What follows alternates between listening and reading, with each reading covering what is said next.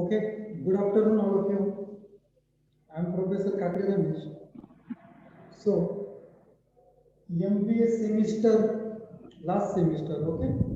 So, subject name is Enterprise Performance Management. Enterprise Performance Management. So, today I will discuss your whole syllabus in Enterprise Performance Management. So, okay, आज आपण syllabus discuss करू. Enterprise performance management हा तुम्हाला common subject आहे. 401 enterprise performance management. So syllabus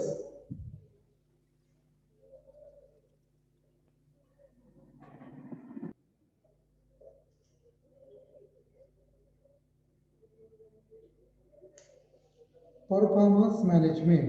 आता syllabus मध्ये first chapter आहे performance management.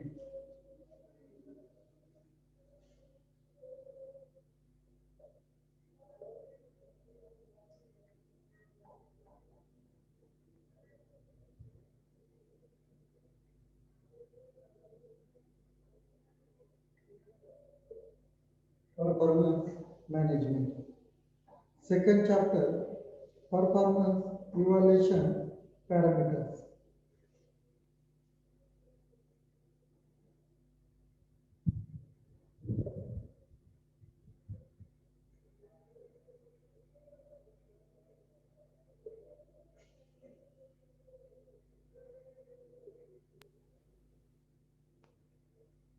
Parameters. Next, performance evaluation parameters for the capital expenditure control. Third,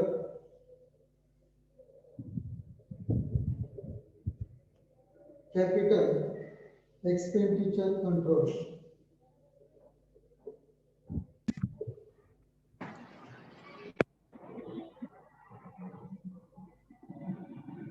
Fourth chapter,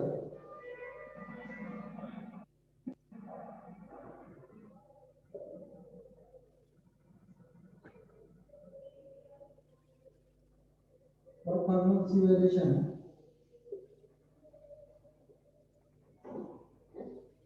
parameters for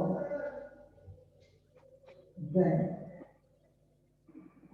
and fifth chapter, performance evaluation parameters for e-commerce.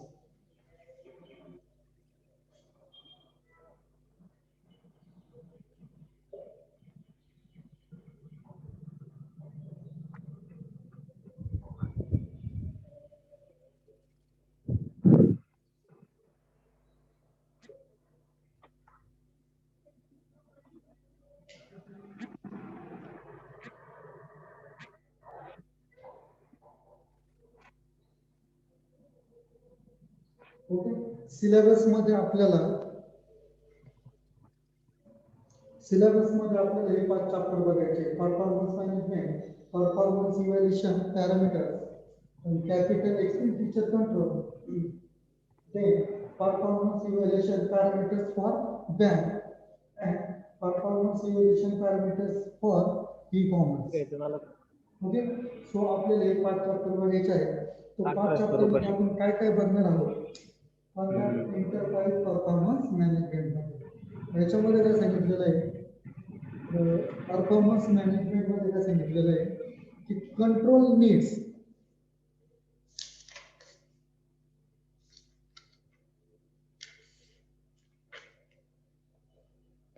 ह्याच्यामध्ये आपण enterprise performance management मध्ये आता enterprise performance management means what?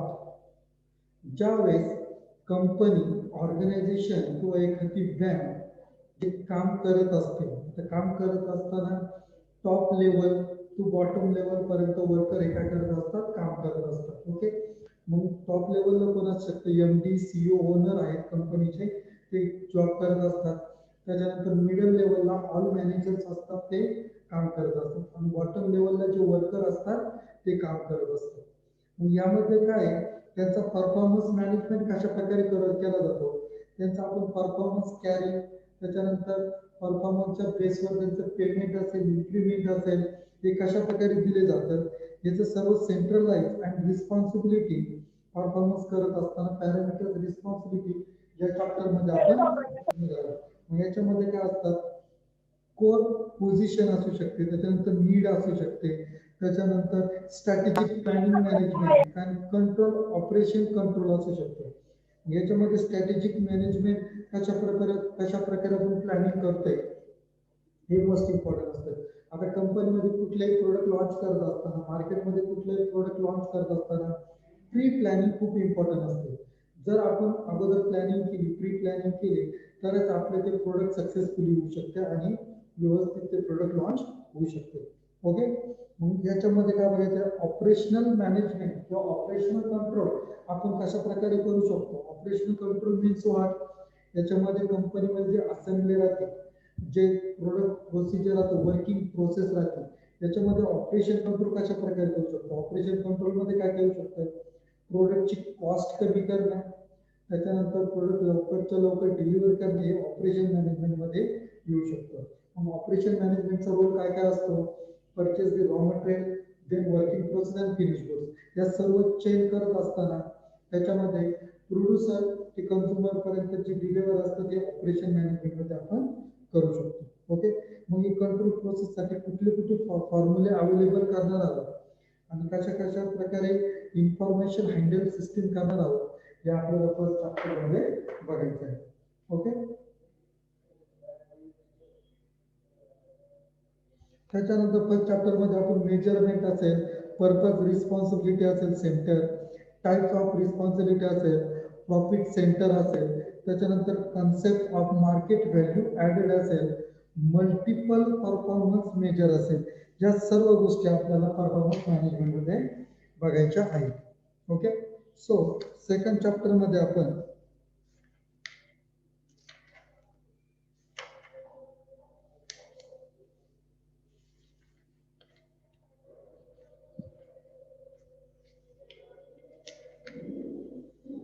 Second chapter performance evaluation parameters.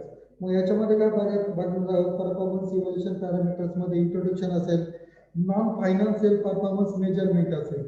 आता non financial performance measurement म्हणजे काय, त्याच्यामध्ये internal आणि external दोन प्रकारे कंपनीचे काम चालत असतात. मग हे नॉन फायनान्शियल मध्ये जे पॅरामीटर्स येतात त्याचे परफॉर्मन्स मेजर करण्याचे काम परफॉर्मन्स इव्हॅल्युएशन पॅरामीटर्स मध्ये केलं जातं. त्याच्यानंतर benefit of non financial performance measurement मध्ये असणारे कशा प्रकारे बेनिफिट असू शकतात ते बघायचं आपल्याला.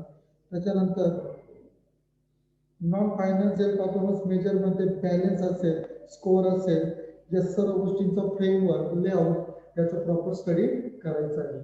त्याच्यानंतर ट्रान्सफर प्राइसिंग कशा प्रकारे असू शकतं या सेकंड चॅप्टर मध्ये, त्याचा पण आपण प्रॉपर स्टडी करणार आहे.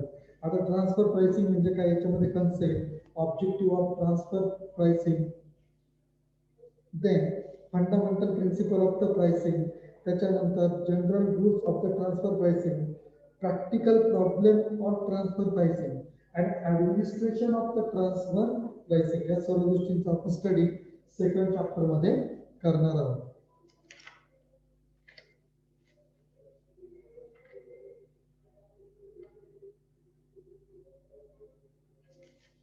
थर्ड चॅप्टर मध्ये आपण काय बघणार, कॅपिटल एक्सपेंडिचर कंट्रोल. आता कॅपिटल एक्सपेंडिचर कंट्रोल म्हणजे काय, याच्यामध्ये कंपनीसाठी कोणते कॅपिटल अवेलेबल असतात.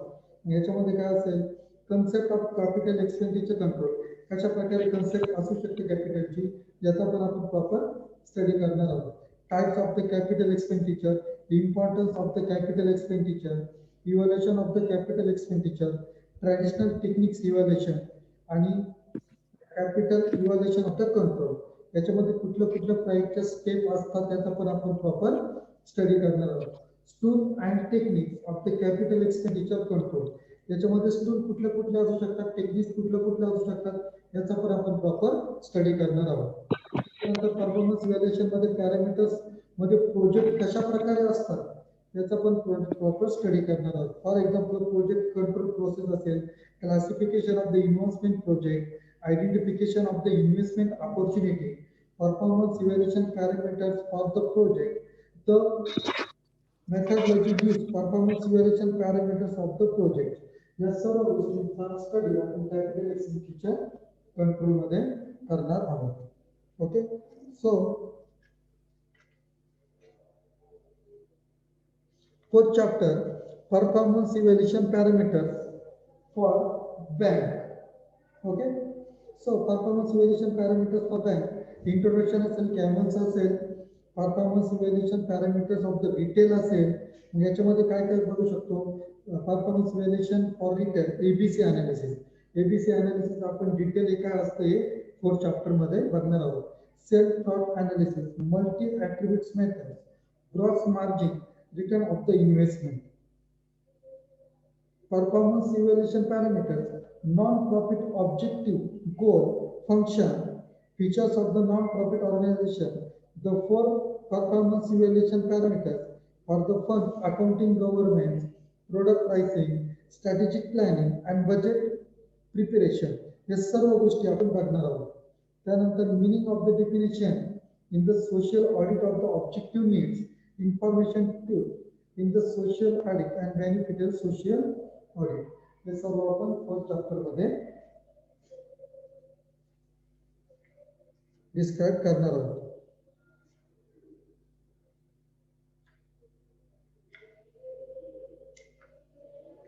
Last chapter, performance evaluation parameters for e-commerce. E-commerce means what? That is internet and social, net banking and internet, social media related of the e-commerce. That is electronic commerce. Performance evaluation performance for e-commerce. E-commerce means what? Electronic commerce. So business application of e-commerce. याच्यामध्ये कुठले कुठले business application आहेत, business related कुठले कुठले software आहे त्याचा पण आपण स्टडी करणार आहोत. हिस्ट्री ऑफ ई कॉमर्स काय आहे त्याचा पण स्टडी करणार आहोत. Then objective needs for the e commerce, important features of the e commerce channels, commercial channels and internet. Performance evaluation of the e-commerce system. What the e-commerce matrix of the track. E-commerce आपण detail याच्यामध्ये study करणार आहोत. Okay, आता आपला syllabus. So one by one आपण chapter start करूया next lecture पासून, performance of the management. Okay, so today's lecture is over. आज आपण सिलेबस काय केला, डिस्कस केला. उद्या वन बाय वन आपण चॅप्टर डिस्कस करणार आहोत. Okay, thank you very much.